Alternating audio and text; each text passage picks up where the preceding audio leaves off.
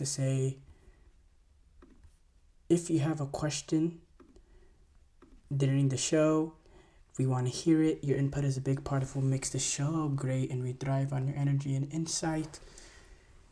Whether it's a quick comment, a thoughtful question, an opinion you just have to share, don't hesitate to drop it in the chat. Now, if you want to make absolutely sure your message stands out and gets featured on the show, there's an easy way to do that. Use the super chat feature. Just click the $ at the bottom of the chat box to send in your super chat. This guarantees that your message gets on the air, and it's also a fantastic way to support our channel. We rely on your support to keep bringing you the sports content you love, and we appreciate every bit of it. So go ahead, let us know what you're thinking. Hit that super chat button, and let's keep the show as interactive and exciting as possible. And if you prefer, you can also go to the gsmcpodcast.net to tip, donate, and leave a comment or question there. We couldn't do what we do without your amazing support, and we're so thankful to have you as part of our community. We have to start off though.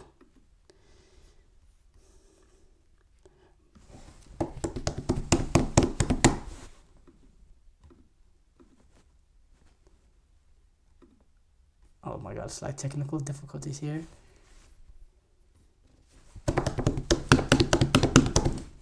Ta-da! Pochettino is officially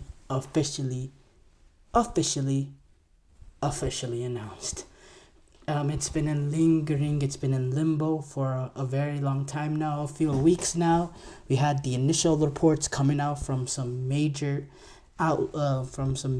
journalists, some major insiders in around the U.S. soccer camp, that this hiring has been completed. Pochettino has agreed to be the manager, but it wasn't officially announced by the U.S. soccer.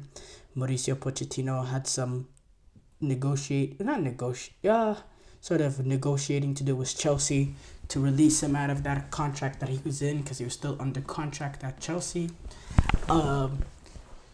So there was a little bit of a standoff there, but it looks like that has been now officially sorted out, and the U.S. Soccer Federation announces him in U.S. soccer fashion 20 minutes before the game, before the U.S. took on New Zealand in the international friendly, which was another disappointing result for the U.S., a 1-1 draw. We won't go too much into that. We'll talk a little bit about that at the end of the segment. But it's finally been done. I was reluctant to continue to speak about Mauricio Pochettino over this last week or so, because it wasn't official, and we were still at that same point now over and over again. But now the real work begins. He will be the manager coming this October window, where the U.S. men's national team will take on Panama and Mexico. They'll take on Panama and in Austin at the Q2 Stadium. Then they'll go on to take on Mexico in Mexico. It's an away game at the Estadio Akron in Guadalajara's venue. The stadium is the Guadalajara Stadium. The game will be played in Zapopan, right outside of Guadalajara, and that's a good test for the U.S. men's national team playing away to Mexico. Now, obviously, the U.S. had this sort of September international window under Mickey Vargas, where they had two really disappointing results, losing to Canada, and then in very bad fashion, and then dropping points late at the end to New Zealand. Now the real work begins as Pochettino comes in. All eyes, this is going to be a shift in culture that's going to occur on this team. We saw the shift in culture with Canada, when they had their interim manager, where they had their struggles in qualifying for the Copa America. They had to play a playoff to just get into Copa America. Then Jesse Marsh gets in with a month left till the tournament begins, and he uses friendlies against the Netherlands and France and Europe to sort of prepare the team. And they go on to make the third place match they have a semifinal appearance at the Copa America, and honestly, they were extremely unlucky to not get third place, conceding that very late goal to Uruguay, and then they eventually went on um, to lose that game in penalties. So yeah, obviously extremely disappointing there, but there was progression. Now the U.S. want to see this sort of progression with Mauricio Pochettino. Look, Pochettino is a manager that we U.S. soccer fans could only have dreamed of whenever Greg Berhalter was fired. This is a sort of manager, the caliber. Now, with Pochettino in as the U.S. men's national team coach, there's not much managers that you can say, have a better manager than us. There's not much teams. We certainly have the best manager in the region, and that includes Jesse Marsh, who continues to go on and on and on about the U.S. Soccer Federation. It includes Jesse Marsh, Javier Aguirre, Steve McLaren taking over for Jamaica. We have the best in class in terms of CONCACAF, and we probably when you consider all the international managers in terms of their pedigree, we probably have in terms of what accomplishments and total CV, we probably have the best international manager. Now, obviously, he's not experienced on the international stage, and you have managers like Lionel Scaloni that's won now 2 Copa Americas, a World Cup. You have managers like Luis de la Fuente that took Spain and won the European Championship with them in dominant fashion and playing some really good football. So there's also other brilliant managers and managers that have actually been successful on the international stage. But in terms of total CV, there's not much managers that could match up with Mauricio Pochettino, which as a U.S. soccer fan excites me. Obviously, this is a team that's now going to work extremely hard. They're going to be put to the sword.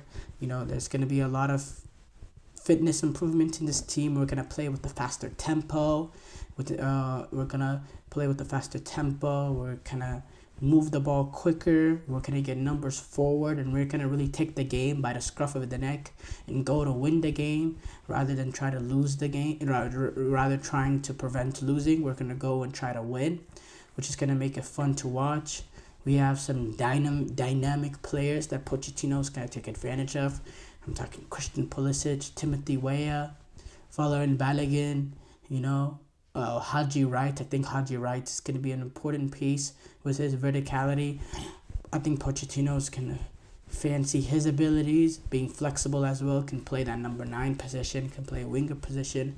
I think Tyler Adams is going to be very pivotal in the work rate that he gives in midfield.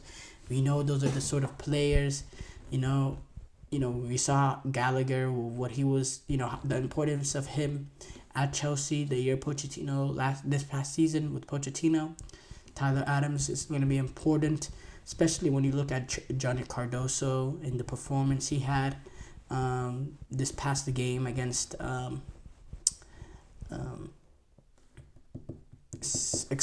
Canada, giving away a mistake that led to a goal.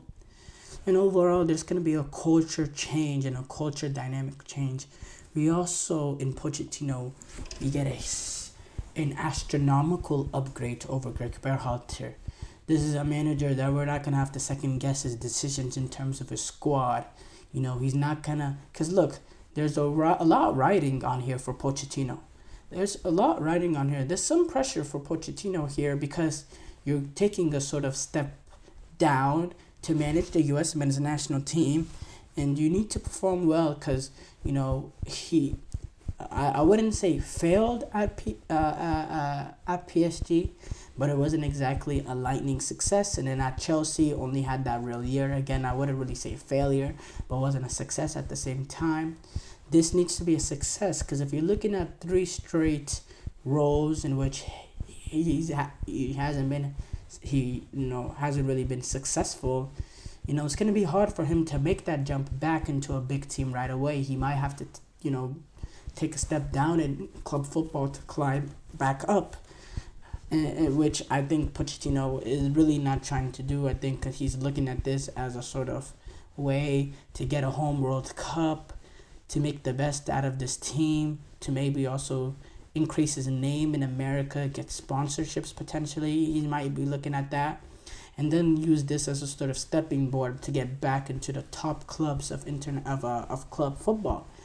So there's gonna be a little bit pressure on him to get this team playing some really really good football, to get this team appealing to watch, to make this team a formidable outfit at a home World Cup, where essentially the goal is to make a team, to create a team that other countries fear going up against, especially with them being the home team at the World Cup. Packed stadiums, it's gonna be a great deal. And a lot of these sort of players that have been complacent, that have had a weak mentality at the US, it's time for them to step up or get out, because Pochettino is not going to be dealing with, we already speak about it, the pressure that's on Pochettino. He's not going to be here ready. He's not here to deal with some of the BS that this that this U.S. men's national team has put on display over the past couple of months. The discipline issues. You go back to Sergino Dest in the Trinidad game, lashing out at the referee, and then you see Tim Weah lashing out. The disciplinary issues within this team, the lack of intensity, and sometimes getting outworked by teams, as we saw against Canada. The weak mentality, being able to close out these late game moments. You saw that Panama, the weak mentality of not being able to go down to 10 men. You saw against Uruguay, not being able to get that goal. Not taking the next step in terms of, under Greg Berhalter, not having a single quality win, not a win that in a game that you're not expected to win. That's something I'm expecting huge improvements for, and we're all excited because now it is official. October, he will be the manager, and I'm very, very excited to see this new look U.S. men's national team, because I think this sort of bringing a Mauricio Pochettino in is the sort of spark needed, because I think what Canada got with Jesse Marsch, we will get probably even more, because I think Pochettino is a better manager than Jesse Marsch, and I think these caliber of players on this U.S. men's national team is more talented than the players that Jesse Marsch has with Canada. So I'm looking very, very forward to this next sort of cycle for the U.S. men's national team. With the U.S. men's national team over the past few years, it's always been a sort of numbness, knowing that the international window's coming up, or the Copa America's coming up, leading up to the 2016 Copa America. And yes, this is probably because I was younger, and I had a little bit more blinded fandom to me. I was hugely excited entering that Copa America. This 2018 Copa America, or not 2018, 2024 Copa America, not much excitement for me, because for me, I already knew in my head what was going to happen, and it didn't actually end up happening. It was worse. But what I thought is we'd squeak by Bolivia and Panama. We would probably lose to Uruguay. We'd finish second place and lose to Brazil or Colombia. But it was even worse. We didn't even get out of the group, which was probably needed to happen. And I have to say, that Timothy Weah punch or push, no, it was a punch. That's going to go down in U.S. soccer history for maybe one of the greatest moments in U.S. soccer history, because that was the moment that Greg Berhalter was fired, was released of his duties as the U.S. men's national team job. Because look, if they got out of the group stages and they make it around the 16, I think the U.S. Soccer Federation are sticking with Greg Berhalter, despite, even if we were to get trounced by, Colombia or Brazil, I think they would have stuck with him. Now Pochettino being in, we have a sense of excitement, and I'm looking forward to games. So that's also, you know, a huge incentive into bringing in a guy like Mauricio Pochettino.